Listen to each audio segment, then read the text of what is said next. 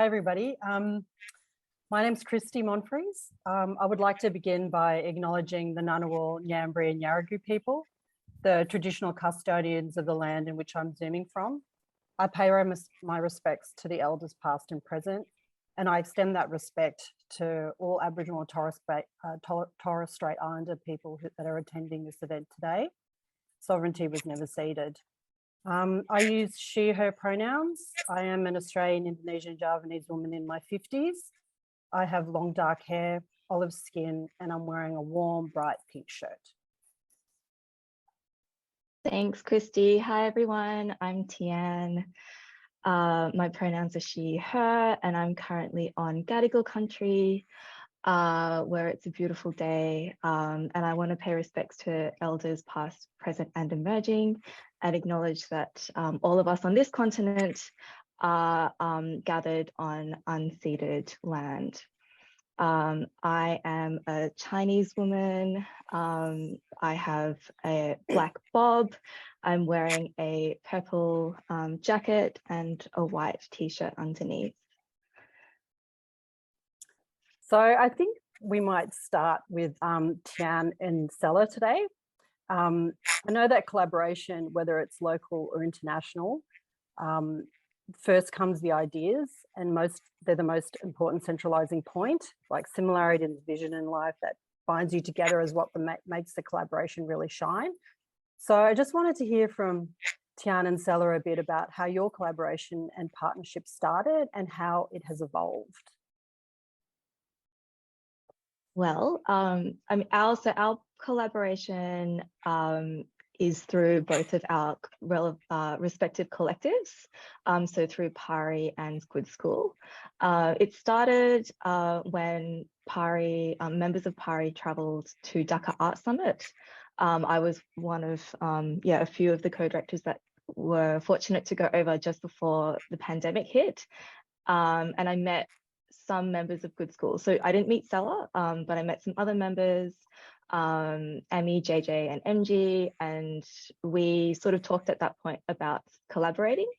Back then, we had talked about bringing members of Gudskul to Australia, but obviously that no longer was possible when the pandemic hit. And so then we decided to do something online. So we first invited Gudskul to do a workshop. That was Speculative Collective, and that happened in 2020. And then after that, we were able to get some more funding to do an expanded program, and we were interested in doing something around collective practice. And so we co-developed P2P Nariol, which we did throughout sort of the end of last year into this year.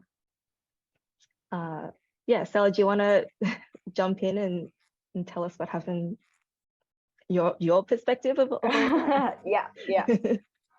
Thank you, Tian. Around August in 2021, we start to develop this peer-to-peer learning session with Gudskul and Padi members. We decided to call the event Ngariung, which means together in West Japanese language. And there is also Ami and Berto, who is part of the Gudskul coordinator subject. And since August, we met almost every week, and we create models or curriculum that we try to cover both issues between individual artists and art collective in Indonesia and Australia, because we want each other to learn from each practice, each challenges. And starting in November, we start the session every week on Thursday. We have 24 members of art collective in Indonesia. most of them are coming from outside Jakarta or the capitals. We invite Sekolah Musa from Kupang in East Timor, and we invite Riwanwa also from Makassar, which also broaden our perspective of how the art ecosystem happening there. And personally, this model of peer-to-peer learning, Ngariung, has become like a benchmark for me personally to start another online learning session, because it gave me an experiment to create like a structured collaboration within the framework of speculative collective. Yeah. Yeah, and it was, I mean, it was a very big Zoom call because it was 24 people. But it was an 8-week session. And so we all got to know each other really well over that time, both sort of Pari and Gudskul, and then all of the collectives and the individuals involved. Yeah, and then Stella, do you want to talk about the next, what happened after that? Yeah, after that, after we finished the P2P Ngariung in January, at the time Gudskul have opened our invitation for art collective from Asia in a specific time zone, because because we're met every week, three days in a week with the art collective who will present their speculative collective in Documenta 15. At the time, Gudskul have run the program for 4 batch, and for the Documenta 15, we open again our invitation for art collective in Asia Pacific, and at the time we really wanted to have one representative from Australia Art Collective, which then lead us at Gudskul to connect with Pari, because we don't at that time we didn't have enough knowledge or network or connection with Australian Art Collective, and then we need to invite Pari to become kind of our also to curate and invite the other art collective in Australia. And then we're then thinking about how we can continue the P2P Ngariung to extend this collaboration. And when this idea comes up, we're thinking to invite how if Pari become the co-facilitator for the project that we're going to present at Documenta 15, which called Sekolah Temu Jalar.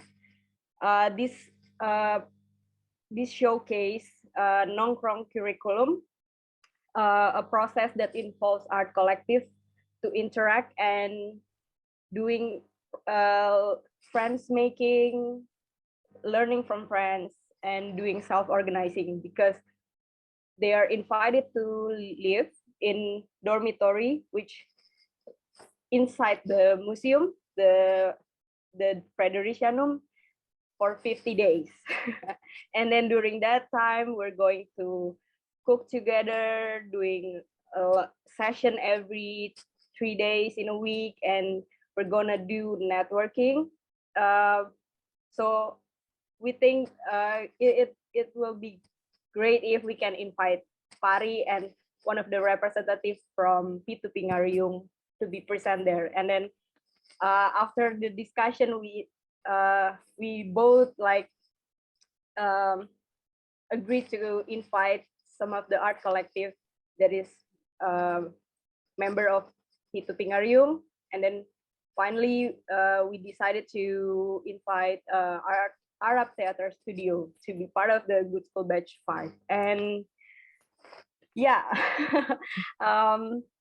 Yeah, Yeah. yeah.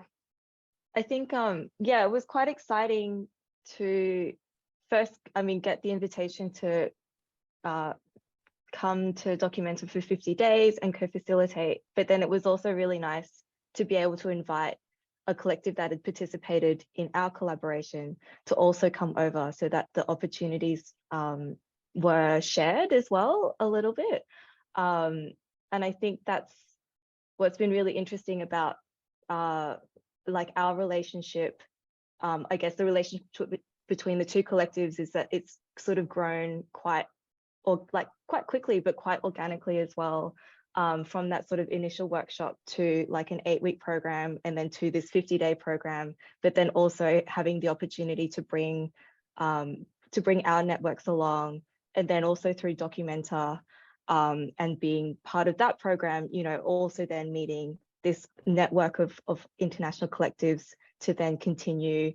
Who knows what we'll do next. We're all sort of still recovering, but there's so much possibility to do more as well.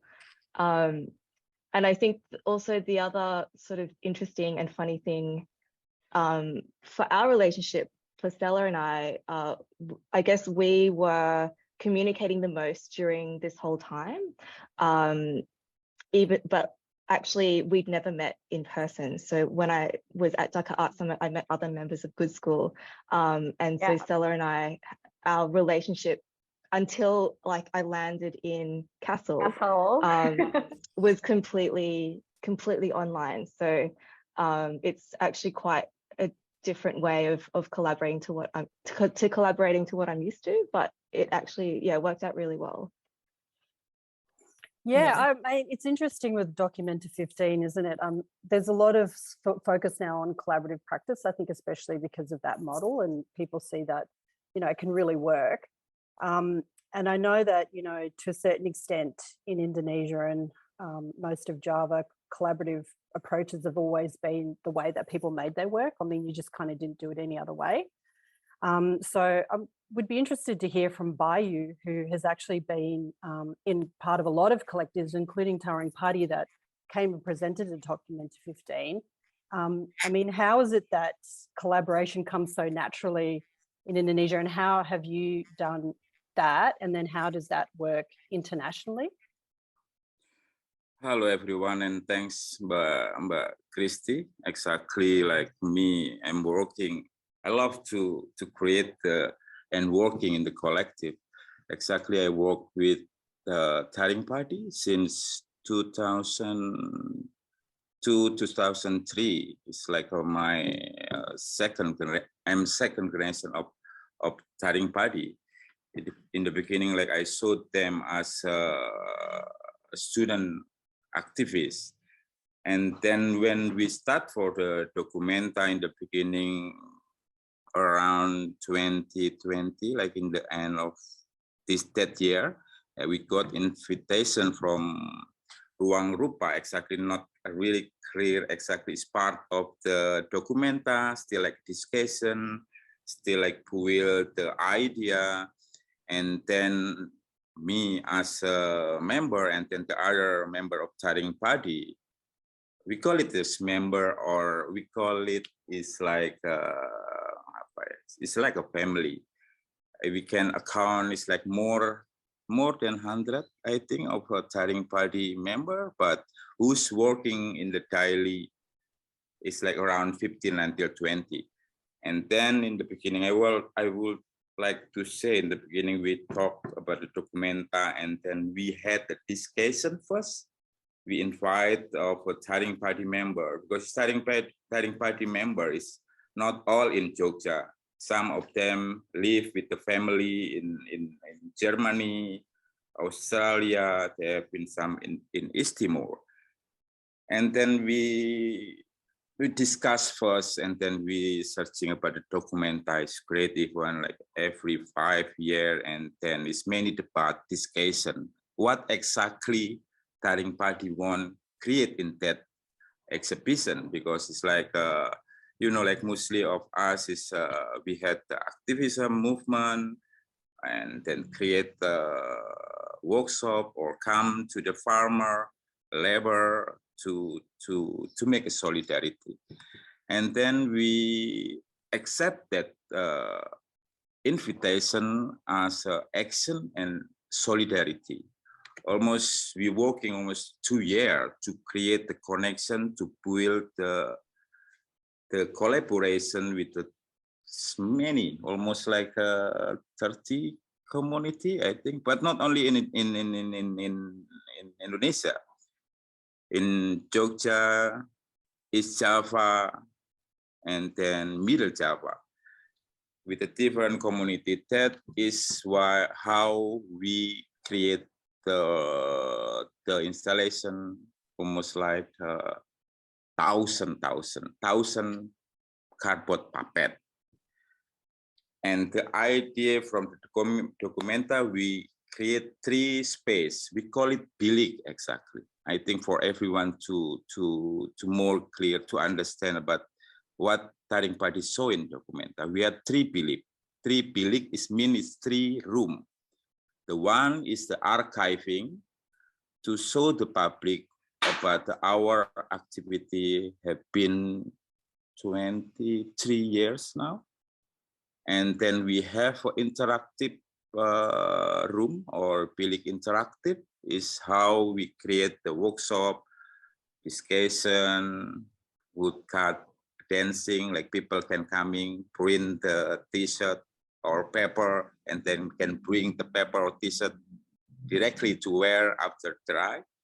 And then we have a bilik movement. Bilik movement is like the activity to create carnival, exactly in the end of all the journey after 2 years Taring Padi working.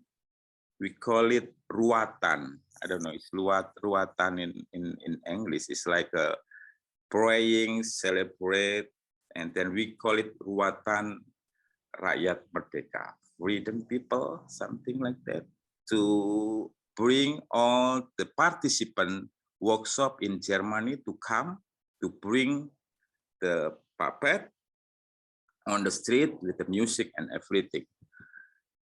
And after that, we create the installation like with many places in Kassel. We have a Hallenbad. It's like a main exhibition for archiving. Like everyone can come and then see the movie and many things like a poster, banner with a different project Taring Padi did. And that is all our planning, almost 2 years. And then we create the people justice installation in that castle. And then after that, 2 weeks before opening, we all came to Kassel to display and then to meet the local community, local people, to talk and then create the collaboration and then workshop. I think that's the start of the documenta. Of course, it's like big energy of Taring Padi. I think this after 23 years is the bigger project Taring Padi did. You know, like every 2 years, it's like me in the team as the coordinator of the workshop in the local community in Jogja. Like I did the contact with the Zhang culture. Zhang culture is like a young community from the east, like a Maluku student, and then we have a discussion about any problem or what the message they want to put on the cardboard puppet. And then we going to the East Java, to Surabaya, Malang, and Jember with like a Pena Hitam collective group based on the illustration. And then in Surabaya with the Serikat Mural Merdeka, it's like a community with the mural artists in Surabaya. They create the puppet and they use the puppet for the performance. It's like the performance for, they make a story in that puppet. And then we went to the Middle Java with the Kendeng in the farmer, in the omah kendeng. Omah is mean rumah, like omah is mean house, home. Omah is rumah, is same. It's the collective who until now still fighting with the mining or the cement factory. They use the traditional way to keep the energy to still continue to resist the refuse for the mining. And then Jogja, Surabaya, we back to Jogja again with a different community like Juanga, and then the art student in campus, and some because it's not much time and then we bring all the almost 1,000 that puppet by shipping and then by hand carry. So in your luggage? Yes, because it's enough, not enough again, because so many, I don't know, it's like feel like supporting, so like solidarity. And the end, when we fly to Castle, like everyone bring almost 300 kilo. Wow. And that was all artwork? Yes, all the puppet. And we still have, after we fly to Castle, we still have from the environmental community, they still send the cardboard puppet, but it's hard to bring it because, you know, like the regulation with the air fare flight. And yeah, it's good experience, crazy thing, but we create something because action and solidarity is to make continue the collaboration, the networking between, you know, after the pandemic is stopped, is many collectives thinking themselves how they need to update and upgrade with the different life, because we cannot meet in the directly more than 20 people in that time. Okay, Kristi, yeah. Well, we'll touch back on Documenta a bit later, but Rully, I'd like to hear from you. What does collaboration look like for you? Oh, you're on mute, Rully. Yeah. Yes. Collaboration, I mean, is one of the most basic element in most of my work, especially with Senyawa, which is my project with Ukir Suryadi. That is empowering the local communities or people around us to get the benefits with Senyawa making work. We try to strategize how it can effectively affect people around us or local community around us. So every time we try to do something, we have to think about this approach, like how it can benefit. Doesn't have to be like huge, but at least the community around us or people who are willing to be involved in with us will get the benefit. You know what I mean? So in the 2000 during the pandemic, we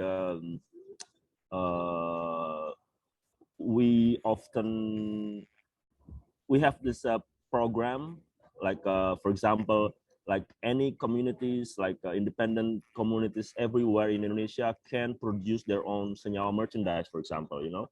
So just by using Senyawa name, they can make money, you know what I mean? So as simple as that, but then it then develop and grow. And also we have a program called Nusantara Tour, which is what I'm doing right now, which is instead of waiting for people to invite us to perform in a big concert or festival, we come to the places that normally no bands will go to. You know, we go there. We call it Nusantara because it's all over the archipelago, and we plan to do this for next 10 years, which will be very effective if you think about it. So after 10 years, you will have friends from all over the archipelago, because you come to them and you perform there, whatever the situation might be, you just go and perform, and then that will create an immediate connection, friendship, whatever it is. And then not only that, it will also inspire them, hopefully, to do anything, because they see us perform. So I can just play with any tools, then I can just sing whatever I want. That will definitely inspire people, of course. And then that, and then we also released our latest album Alkisa in 2021. That was a bit radical, because we are doing a bit kind of a massive experiment involving 44 labels, 50 to be exact, to be honest, 50 labels all over the world, so whoever decide to release Senyawa album, they can, So that means that all the powers that normally, I mean, as an artist or musician, the power is they have the album, they have the material, right? They have the stamps of the album. So what if this power we just share? So that means not only Senyawa will get the benefit from releasing that, anyone who want to, not only, so there's no curation, there's not even a funding. This project is not funded, zero funding during the pandemic, especially when everyone is like, the scene especially, just basically died, and suddenly when we announced this project, you can feel that everyone is now immediately busy, immediately like everyone like making, because they're not only releasing it, but they get the full ownership and full authority to do whatever they want with it. That means they can design their own artworks, they can produce their own merchandise, and they can remix the album, which means they have to connect with their local musicians. That means everybody suddenly just, resurrected, and everybody at least, and then, but that's just the strategy. But then we learn from this experience that there are so many layers that can be talked about in this project, in terms of like how decentralization works, how power is being utilized, how locals, how local values, how, and then ultimately it's about the music industry.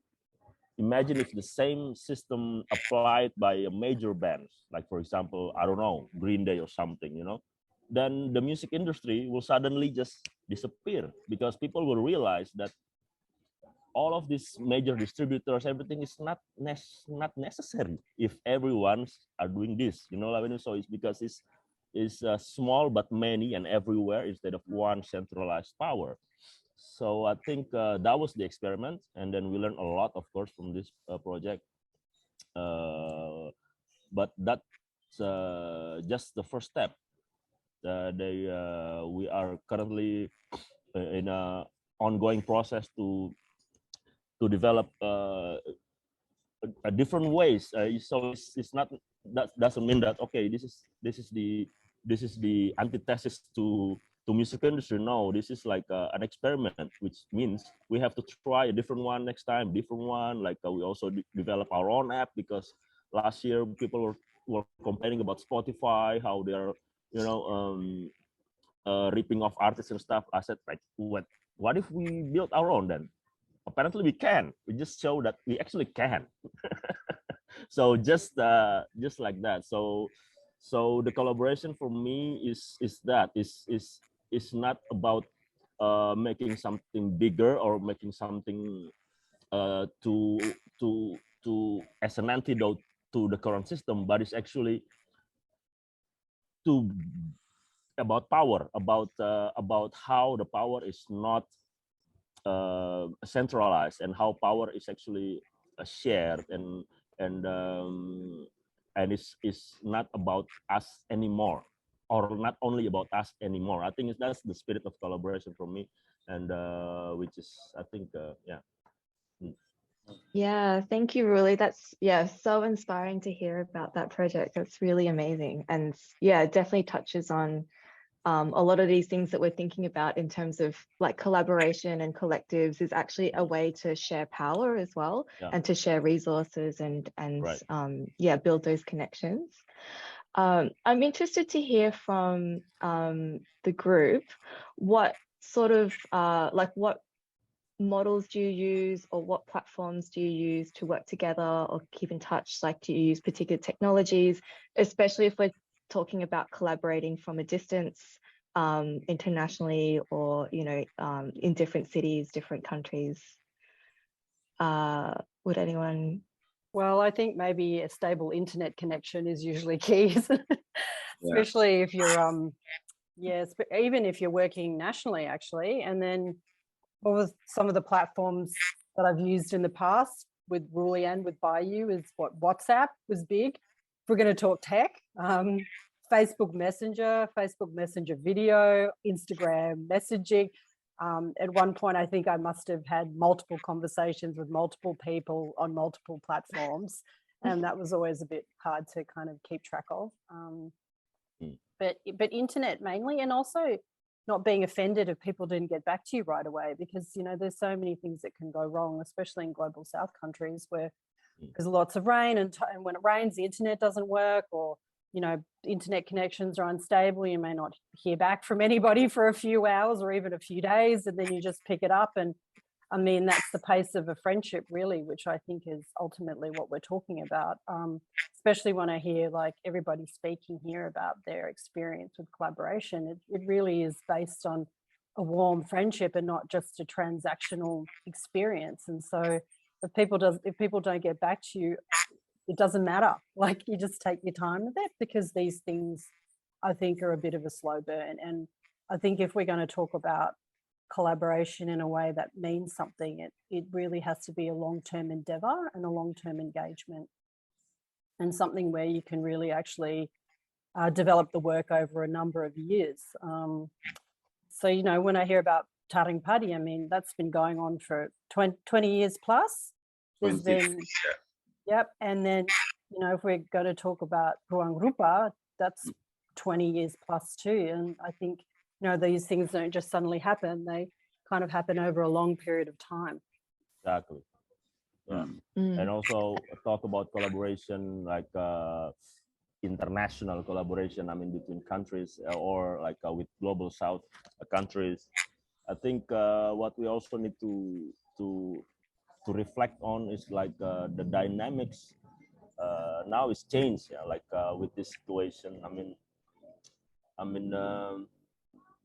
we have to be honest, like most of my projects are not funded. I mean, this is very important highlight that I want to say, that because ultimately funding creates a hierarchy, and most of the fundings come from the west, right? So the position of the global South artist, I think, is to really aware of this dynamics. I mean how to really create a healthy collaborations by acknowledging that the funding is not the power. Is the project is not about who sets the agenda of the project or the theme or whatever it is. It has to come from the idea instead of the funding.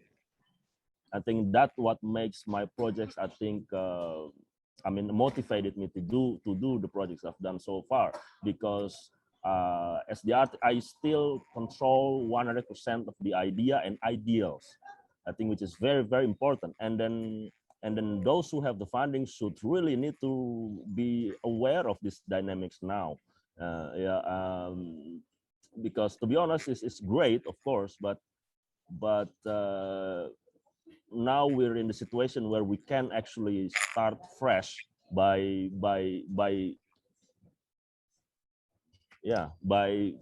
making this really equal collaboration now. I mean like that.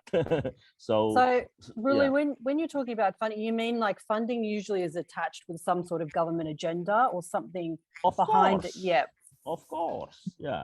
The agenda doesn't mean it's bad. Of course it's not. It's always good things. It's always like it's always a great thing. But artists have the ideas of artists should be about freedom, right?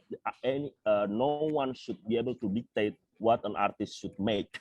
You know, what kind of approach, what kind of theme that the artist should do their work. That's entirely the freedom that the only thing that motivates any artist, I think, is they want to express their idea freely.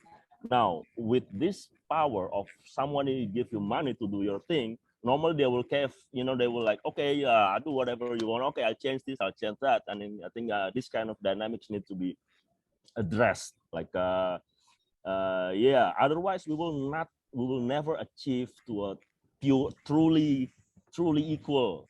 Everything has to come from a one-sided perspective, right? Because of this, we have to be honest, really honest, like this. So, and as institutions, I think those who have the power of access to the fundings need to really understand this, and it's, yeah. So really willingness to let go of that power and use the funding or the money actually in the maximum potential, which is to get the fairness and the ideas from all perspectives. Yeah, absolutely. I think you've touched on a really, really important point, really, about collaborating across, I guess, countries.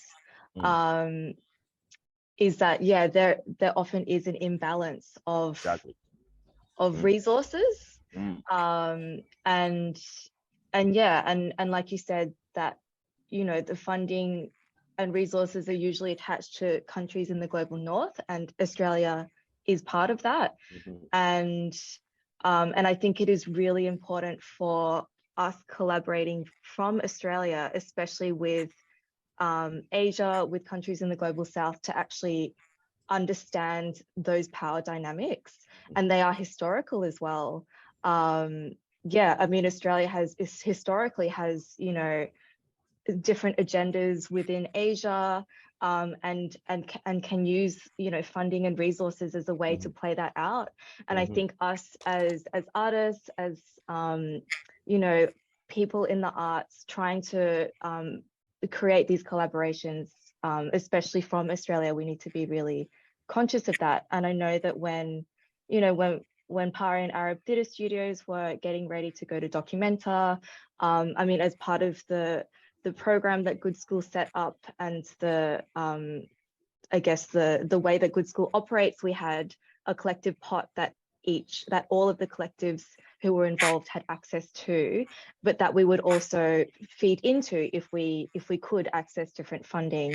And, you know, Pari and Arab Theatre Studios we had a really big conversation that, you know, we could and should be accessing funding that we could get from our end, and find ways then to redistribute that, so that we weren't drawing on, I guess, the resources that that Gudskul already had, or that the other collectives from Southeast Asia already had.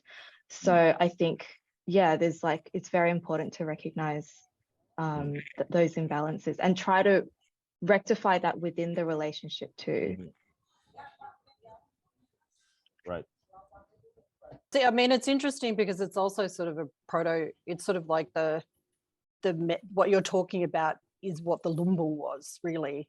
It's, you know, basically it's a farming tool where all the resources are housed, where it could be rice or whatever, and people can take from that. And that's exactly what you've just described in that kind of collaborative model, artistic collaborative model.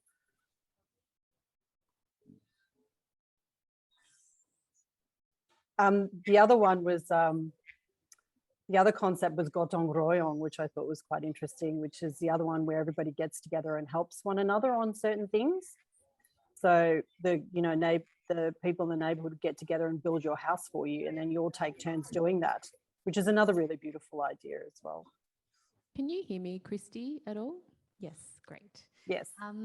I might open up to, we're at about an hour now, so I might open up to some questions. Does anyone have, do I see any hands going up, or anyone got a question? Okay, I'm running, 1 sec. I'm going to turn off my video. That's my exercise for the day.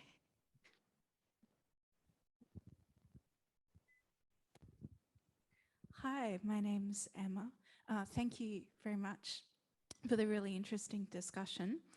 I was just wondering how you all felt about, I guess, the idea that COVID has opened up all of these online avenues for collaboration and long distance relationships, and how that may or may not have changed how you approach these sort of distance relationships and artistic collaborations, if there has been a big shift in your practice because of the way communication changed around COVID, or whether that hasn't been the case. Thanks. Thank you. Stella, do you want to, because we talked about that a little bit. Yeah. Do you want to jump in? Yeah, thank you, Emma, for your question. Yeah, we talked a bit about the open possibilities that pandemic have been affected to our mode of collaboration.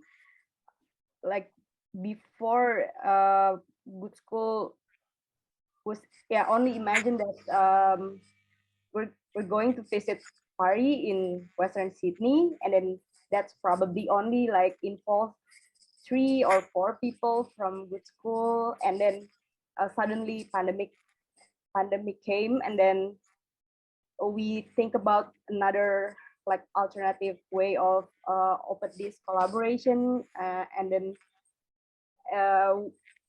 at the end we opened this to 34 people, like individual and art collective artists, which is something that maybe we never think about if there is, yeah, if there is no like pandemic or like that makes this possible. And same like with the Gudskul collective study program, like since the batch 3, we invite 24 collective from Indonesia, which also I think impossible if we invite all of them to be present in Jakarta in our space, which yeah, like the travel, the living costs, and everything that that much yeah, more costly have made but yeah, like the internet and then the Zoom meeting have made it possible. Yeah, we also laughed about it yesterday that right now we really rely on this internet-based application, Zoom, Google Meet, and everything. But yeah, that's the reality now that made And WhatsApp. And WhatsApp group. Don't forget WhatsApp. What made everything become possible. Yeah, I would like to invite Rully and Bayu to.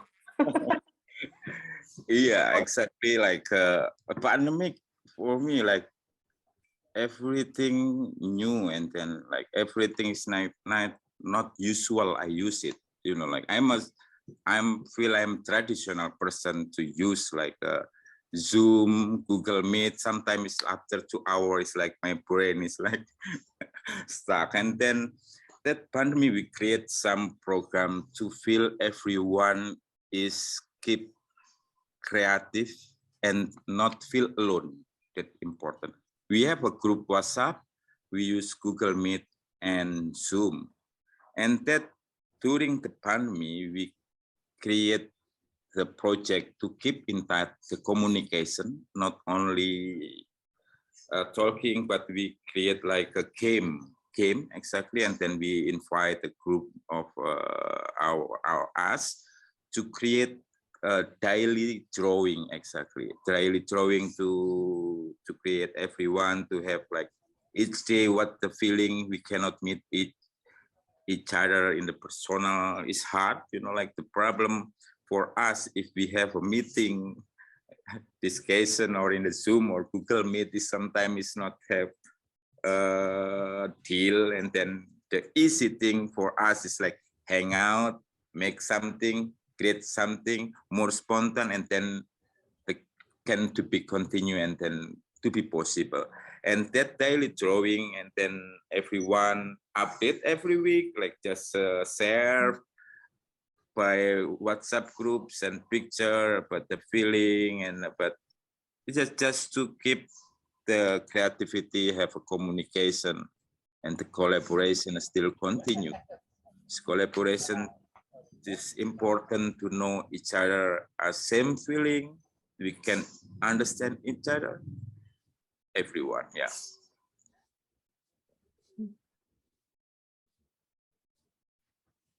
Yeah, same for me. Rully? Like, yeah, same. Like, yeah, but as they say, like the best kind of art normally comes out of the most uh, turbulent Difficult. times. Yeah, Yes, difficult you know. situation. So as artists, I think this should be one of those things that they should embrace, because the definition of an artist is someone who's creative, right? Not someone who complains. So I think whenever situation should inspire more, the more difficult it is, it should be more inspiring, you know, to be creative. So I think I'm fine with it. And it's like, if it's a new norm, okay, let's create it's better if it's a new norm. That means everyone will, it is time for everyone to come up with new ideas, a new approach, and everyone will listen. Will try to see if it works. And there's no one thing only solution. You know, everyone can come up with their own now, which is great. I think Yeah. also we live in a time where we are able to stay in contact with all the technology that is at our fingertips. I often thought during COVID, what would have been like if this happened 200 years ago, when we just had, you know, not Zoom, and we didn't have WhatsApp, and we didn't have these multiple platforms in order to stay together. And so, you know, there has to be somewhat of a gratitude towards technology, even though it can be very annoying. It's also quite a blessing to have all of these different ways to stay in contact and still be able to create in much more of a multimedia, multifaceted visual like this approach. So, yeah. And there are quite a number of interesting COVID online projects that came out too. So, yeah, that was very fascinating. Yeah, I think the difficulties, I definitely agree, because obviously, as I mentioned, you know, Stella and I we collaborated online purely, you know, until this year. But I think what was really hard was like that time that you would sort of have like after an event or after a sort of thing to like just hang out, like that was actually, you know, after each Narayong session, we would stay behind sometimes for 2 hours afterwards. So we were on Zoom for like 4, 5, 6 hours sometimes on a Thursday night, preparing for the next session. But that was when we actually got to hang out and joke and laugh, but also, you know, like check in with each other, see, you know, yeah, just like actually get to know each other. So I think, yeah, I think it's amazing that COVID has presented all of these online opportunities, but it's also, yeah, like thinking about how to do that. That's not just the meetings or just the that really like transactional or that really like logistical stuff, is that space in between, and often that's really hard to replicate online, but we were able to do that. So there are actually ways. Yeah, I think it's the debrief that you're waiting for after you have an online moment. You're like, oh, it's the end. Okay. There's no one else around me to debrief. But yeah, it sounds like you found a lovely way to kind of have the business and then kind of the friendship as well. So I might just see if there's any other questions. Oh, over here.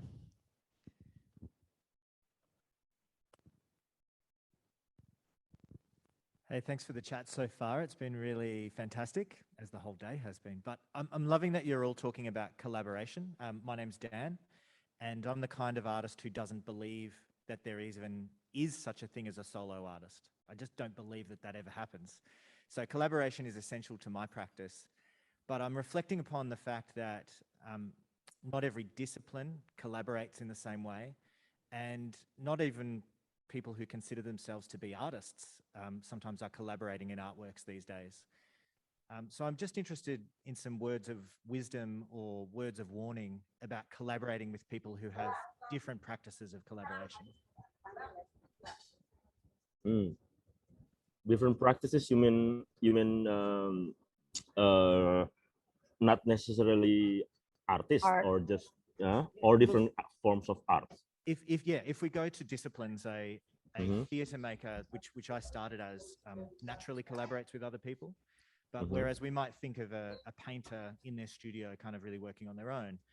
But I tend to think that eventually collaboration happens, but I'm interested in when those different styles of working and different styles of practicing come together.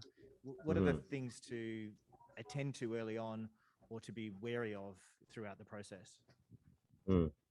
Well, for me, based on my experience in music, like collaborating with different forms of art. I mean, with either a visual artist or dance or whatever that is different from my practice or my discipline is always great, because they will have a different take or different approach, different perspective on the project. But if you want to have some kind of a warning or I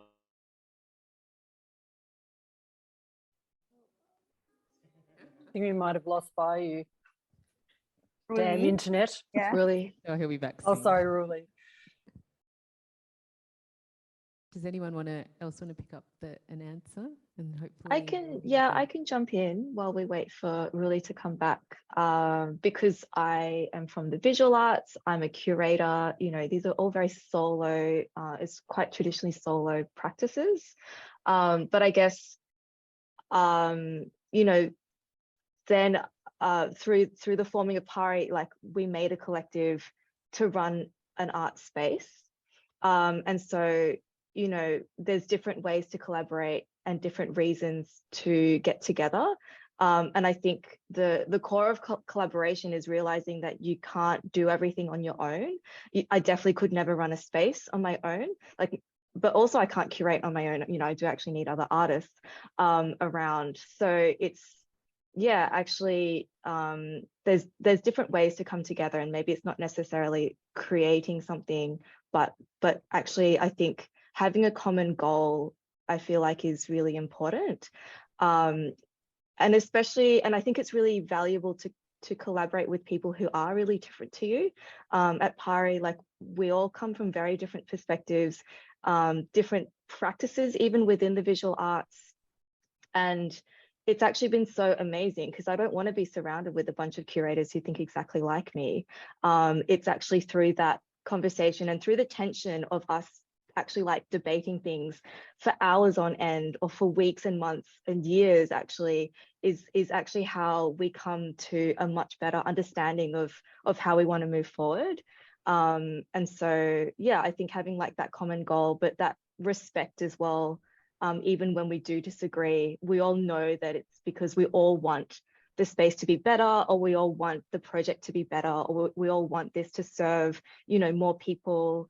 And so just remembering that we actually are all in this together, even if we disagree, because we actually disagree all the time.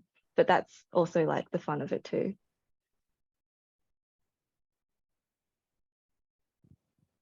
Oh, I think I've got Rully back. 1 second.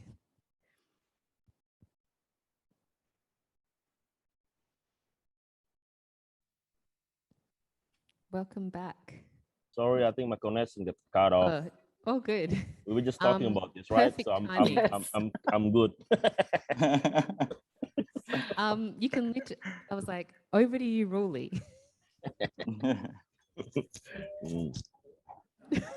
All right. Yeah, please go ahead. Oh, continue. Yeah. Okay, still continue. Okay, You're right. up. What was I talking about? Collaboration, mutual. Okay, mutual. Yeah. Some people sometimes not really, when they say collaborate, they want actually not collaborate. but they want to get something from you while not offering anything from them. You know, especially people who have like bigger names or who have money or whatever, and then I want to collaborate you, I'll pay you, or something like that. Or you want to collaborate me, I have a good name, you know, but they don't offer anything else other than that. That's not a collaboration. I mean, we have to make sure that we collaborating, we learn from each other. I think I learned something new from this person. So now my practice is like be more. I love collaboration. Always collaborate with different people. That's the key. Different people. You know. So if I have collaborated with a few times with someone or some collective, for example, and I know how they work. I know how they approach to things. I don't think we need to do more collaboration, right? Maybe pause a little bit and collaborate with other people. Right? That's a very different actually approach to me. Yeah. I just collaborate with the same people again and again and again. So I think there's different styles. Yeah. I think I will just see if there's any final questions. And a final one. Yep.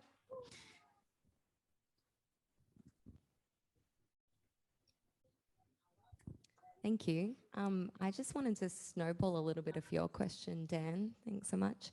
I've also been really enjoying all of this talk around collaboration. My name's Heaven. I'm a producer, and I often have to kind of advocate for this idea you were talking about before, for, you know, ideas-based funding as opposed to funding being set with an idea in mind. And I was wondering, Rully, you were talking about collaborating with, you know, really large groups of people and many people and lots of different ideas and perspectives. How do you kind of democratically align your idea when there's lots of different perspectives? Right. Well, a lot of people were asking me this, including Kristi, how you handle this, like 50 different people, emails in one go, like how you deal with this project, massive, like, well, I thought about this gonna be hard initially, but then I thought, well, not really, if I just say, do whatever you want, right? You're right. So normally when we say, okay, we want to keep that power to align with our vision, align. Well, really, do we need to align everything according to one perspective? That means aligning to one perspective. What if you just do whatever you want, right? Just do whatever you want. But I feel like that's a great philosophy. yeah, but then by giving them that kind of freedom, they all firing back at me. But we need some guidance. No, this is not that kind of project, right? So that means they have to think that they are part of a bigger group. That means they have to think to be leader of themselves and then part of something, but it's not under something. And that, I think, is a great way. And then that is, I wouldn't say democracy, but that is like yeah, I think that's the way to go. I think for that's anarchy. Yeah. Anarchy, yeah. I think that's actually anarchy. Anarchy. Exactly. But that's the thing. I mean, what everyone have their own ideas, but sometimes we just don't want to listen to because it doesn't according to our vision. But who's to say that our vision is better? Maybe they have a better vision. Maybe they have a better idea. We just let everyone, you know, celebrate these diverse ideas and ideals and try not just try to respect each other. I think that's the only rule, right? Just to respect others' ideas, even though it's very different from yours. Yep, exactly. Yeah. I'm curious, Stella, how do you manage that at Gudskul? Because there's sort of the 60 plus members of Gudskul. Yeah. How do you manage that? Yeah, we usually had this house meeting we called Majelis, where everyone opens with like check-in session where they can express their personal like situation and then follow up with like projects, but then every people are free to give like ideas and also criticize other people's like project or ideas. And usually, yeah, it takes like hours to really come into conclusion or like come into decision. But as we all know that like in the beginning we know that collective is like a distribution of power, like giving everyone's a remote control, right? And that's the consequences that we all already know in the beginning. But yeah, just by a series of like conversation and discussion, I think we all will come up to some agreement, a discussion. Yeah, like that's usually how we dealt with decision making process. But it's also something that become a challenges for us. Yeah, but we need to deal with that. Yeah. What about in Tarang Padi, Bayu? It's almost, yeah, it's almost same. Like we have collaboration meeting every week, twice time. You know, like we call it Senenan, because in the beginning, starting party is structure organization. In the beginning, in 1998, starting party has a president, and then after 26, moving from occupied building and then moved to rent house in the Sewon area near the Institute of Art. We changed the structure to be the volunteerian, like everyone can involve, no structure, no president. We just have like who's organize meeting, organize money and everything. And now every Senenan, every Monday, we have a meeting to discuss the next project, or we decide something for invitation, or we want to go to some community or collective. And I like to share a little bit, same like Rully, about the collaboration with the different thing of people and the collective. That for us, for me, exactly important how to have a different perspective. It's my experience to when organize a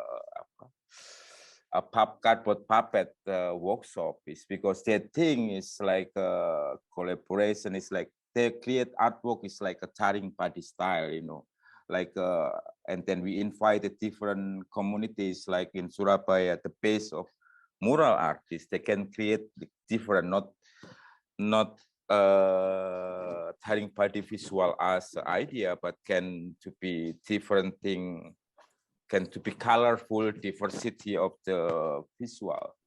And then we keep the freedom expression of them, and then we can discuss about the methodology, discuss about what happened in every community, instead of how we share knowledge and experience. As an artist, is for me it's hard as an artist in Indonesia working with himself, because we coming from the community. The idea sometimes like a Sela and Rully hang out is important for us. Is hang out sometimes can create something. It's not drinking, smoking, but sometimes have a too productive idea start from that activity. Nongkrong. Yeah, I actually want to make a point about the Nongkrong, which I have been at many, is that it requires time. It requires a lot of time to be able to sit down and really spend those hours talking and hanging out in a relaxed manner. And I think to a certain extent that's much harder in Australia, where you're really hemmed in by deadlines, jobs, rent, paying rent, making money, having a job, paying rent, and really being pushed along by those kind of economic stresses. And you know, to be able to collaborate, you know, requires that sort of freedom and that sense of freedom during your day, where you can kind of really be part of people and what their needs are and being involved in who they are over, you know, the course of a day or a couple of days or a couple of weeks, and really having that that sort of unhemmed in time. And I think to a certain extent it can be, it's quite hard to do in Australia. There's not as I don't feel like we have as much time here as I did when we were in Indonesia. When I was living there, it was really like you could spend days just nongkronging. It was very interesting things would come out of it, like amazing things. Yeah. I think it's the culture as well. Yeah. I was like, oh, we're just on a roll. We could keep going and going and going. But sadly, we are at time. I just wanted to say thank you on behalf of everyone that's here for your really generous insight. I'm not sure if you guys can hear, but maybe I'm sure there'd be like a round of applause. I don't hear it louder. Can you hear that? One more. Yeah, it's been a lovely way to close out the day here. So thank you so much. And yeah, we look forward to hearing what Gudskul and Senyawa and all the other wonderful things that you guys are up to. So yeah, please keep us in loop, which we can probably hear from Kristi and Tian. But yeah, thanks again. And yeah, enjoy your afternoons, evenings. Thank you. Thank you. Thank you, everyone. Thank you, everyone.